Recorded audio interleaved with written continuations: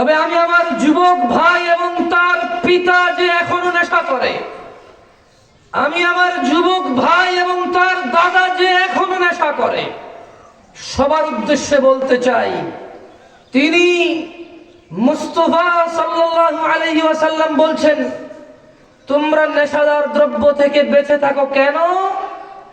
ফাইন্নাহা উম্মুল খাবাইস, কারণ নেশা হচ্ছে সকল অশ্লীল কর্মের মূল। যে লোক নেশা করে সে পৃথিবীতে যত খারাপ কাজ আছে সবগুলার দরজা খুলে যায় তার জন্য। নেশা এত বড় সমস্যা, নেশা সকল অশ্লীলতার মূল।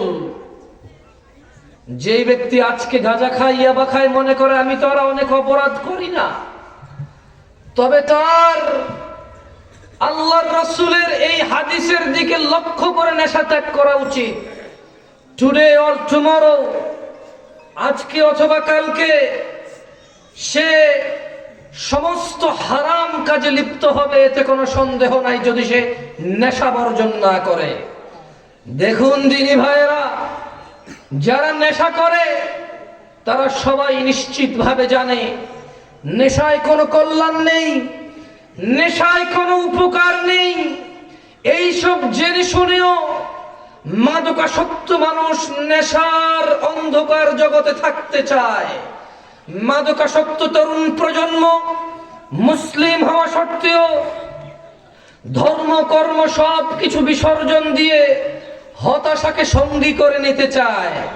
জীবন চলার পথে বিভ্রান্ত হয়ে থাকতে চায়, বিবেক বুদ্ধি হারিয়ে সামাজিকতা থেকে দূরে থাকতে চায়। অথচ মুসলিম সমাজ ইসলামের প্রতি দৃষ্টি ক্ষেপণ করে না।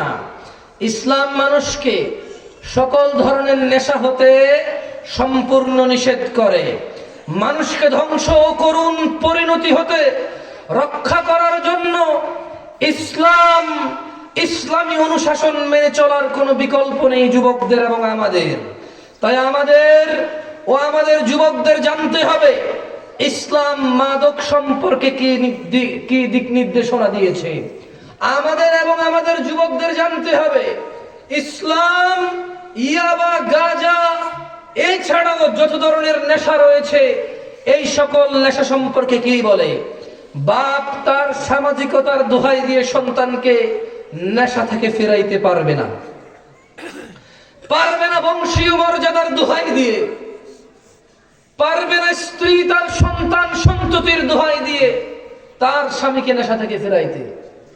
যদি ওই স্বামী আল্লাহর রাসূল সাল্লাল্লাহু আলাইহি ওয়াসাল্লাম কি বলেছে তার প্রতি ঈমান না আনে, যদি ওই স্ত্রী হাদিস অনুযায়ী স্বামীকে দাওয়াত না দেয়, যদি ওই পিতা আল্লাহর নবীর পক্ষ থেকে সন্তানকে দাওয়াত না দেয়, যদি ওই ছেলে আল্লাহ তার রাসূলের পথ অনুযায়ী তার পিতাকে দাওয়াত না দেয়, তবে না স্বামী, না পিতা, না সন্তান কেউই নেশা থেকে ফিরবে না।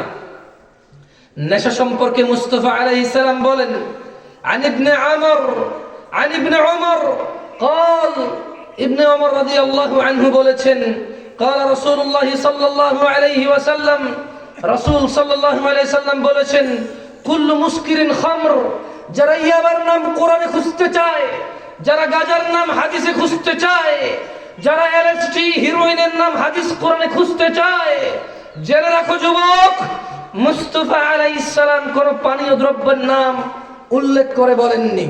তিনি বলেছেন কুল্লু মুসকিরিন খামর, সব নেশা দ্রব্য,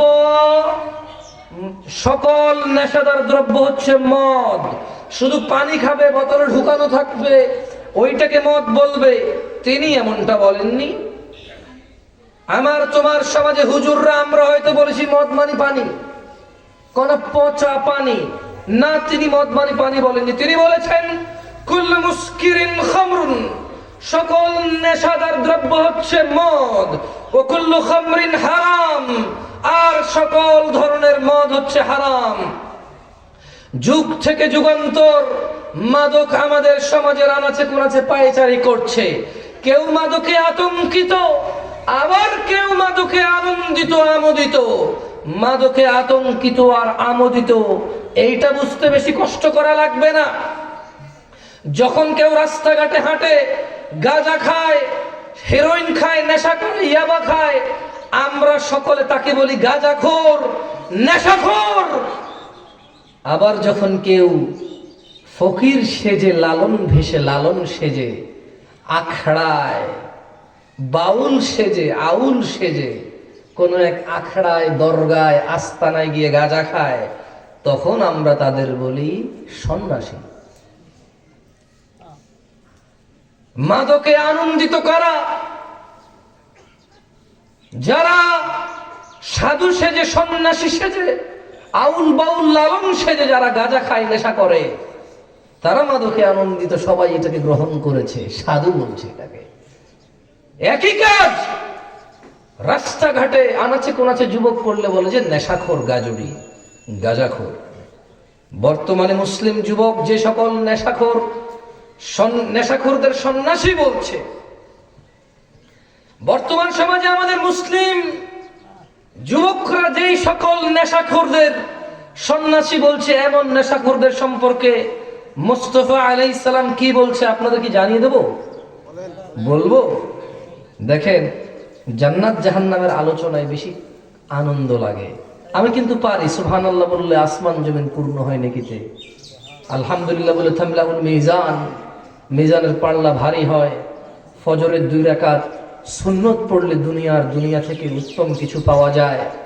নেক স্ত্রী দুনিয়ার যা আছে তার থেকে বেশি উত্তম।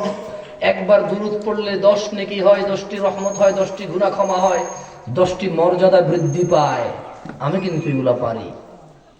ইশরাকের নামাজ ফজরের পরে যে মসজিদে বসে থেকে সূর্য উদয়ের পরে 2 রাকাত বা 4 রাকাত নামাজ পড়বে, সে মুস্তাফা আলাইহিস সালামের সাথে উমরা করার সওয়াব পায়। আমি কিন্তু এগুলা পারি।